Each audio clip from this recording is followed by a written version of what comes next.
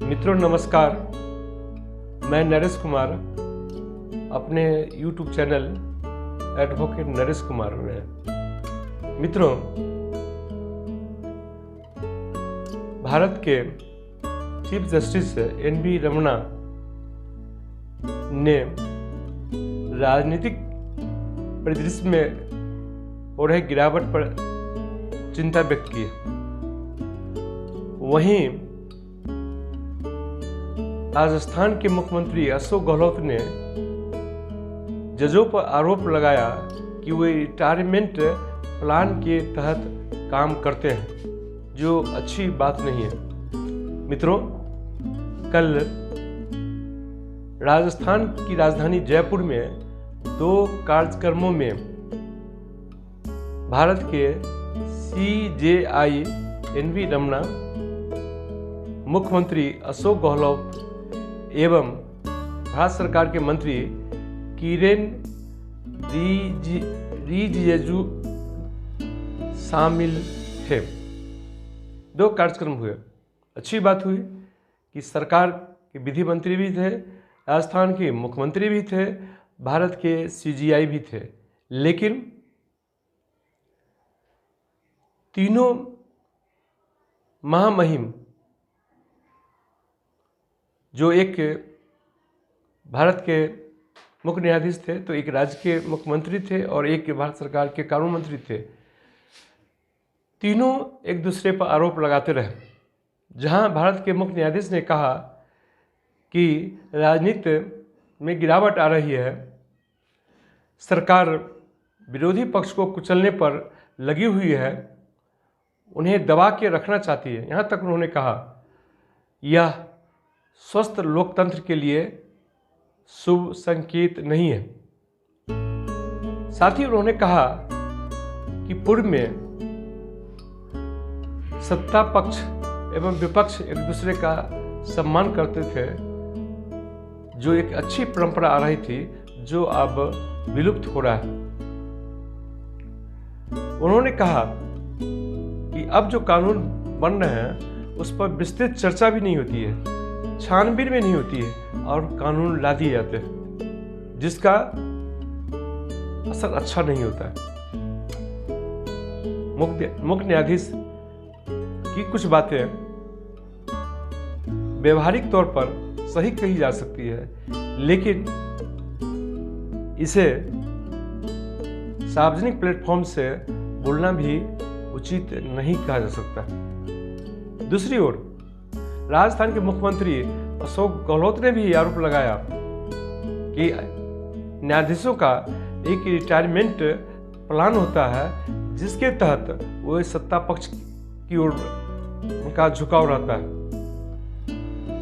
और उन्होंने यह भी कहा कि यह भी एक चिंता का विषय है कि उच्चतम न्यायालय के वकीलों का फीस 1 करोड़ तक चला गया, जो आम लोगों के पहुंच से बाहर है। आखिर लोग कैसे न्याय पाएंगे? उन्होंने यह भी कहा कि सरकार गिराने के लिए जो खेल हो रहे हैं, वह खेल भी बहुत ही बुरा परिणाम ला रहा है। मित्रों, यह बात सही है, मुख्यमंत्री ने भी जो कहा सही है, भारत की CJI ने कहा वो भी सही है, लेकिन इन सब बातों को खुले प्लेटफॉर्म से बोला जाना मेरी नज़र में कभी भी उचित नहीं कहा जा सकता। वहीं भारत सरकार के कानून मंत्री किरेन रिजिजू ने कहा कि माननीय उच्च न्यायालयों में या लोअर कोर्टों में स्थानीय भाषा और हिंदी में कार्य होना चाहिए, जिससे आम लोग भी अपने मामले को स्वयं पढ़कर समझ सकें कि यह उनका जो उनके पक्ष में या विपक्ष में फैसला आया है कितना उचित है या अनुचित है। अंग्रेजी में हुए फैसलों को उन्हें पढ़ाने के लिए, समझने के लिए कई वकीलों के यहाँ दर दर भटकना पड़ता है। मित्रों, कल का यह बहस एक चर्चा का बस रहा। यह तीनों देश के महानुभावों ने जो कहा वो उचित है। चाहे कानून मंत्री ने कहा वह भी सही है कि क्षेत्रीय भाषाओं में और हिंदी भाषाओं में फैसले होने चाहिए।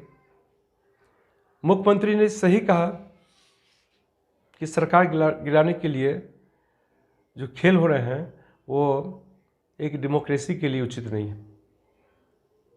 उन्होंने न्यायाधीशों पर भी जो आरोप लगाया है वह सही कहा सकता है, लेकिन खुले मन से बोला जाना उचित नहीं है।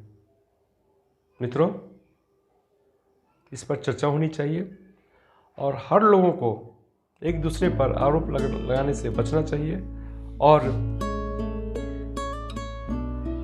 एक सामंजस्य होना चाहिए और हर व्यक्ति को अपने ड्यूटी का निर्वहन ईमानदारी से करना चाहिए।